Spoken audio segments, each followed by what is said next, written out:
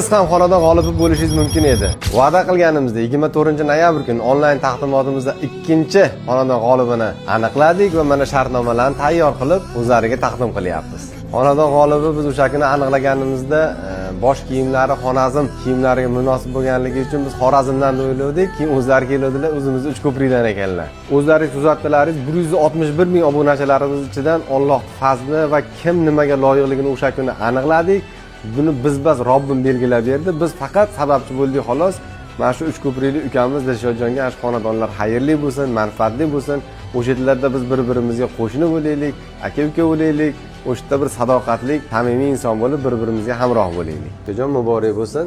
Alloh xayrli qilsin. Bu xonadon barakali kelsin sizga ukajon. Bundan-da keyingi ishlaringizda bundan-da go'zal muvaffaqiyatlar tilaymiz. Nima o'ylagan bo'lsangiz, Alloh osonlik bilan o'ylaganingizni yetkazsin ukajon.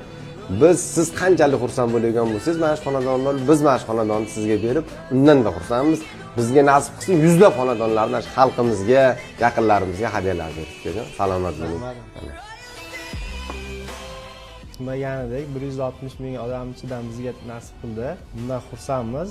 Rostlagan bu uyda endi dadamga sovg'a qilaman. Sabun kompaniyasiga omad tilayman. Umidjon aka rahmat, Sabun kompaniyasiga ham rahmat. Dilshod Beydan akilari bo'laman. Bu xabarni safarda edik, eshitib juda xursand bo'ldik. Ochig'i birinchi ishonmadik, lekin mana Sabun kompaniyasiga kelganimizdan keyin bu holatni ko'rib mana o'zimiz ishondik. Sabun kompaniyasiga rahmat. Bundan keyin ham ishlari orqaga yurishaversin.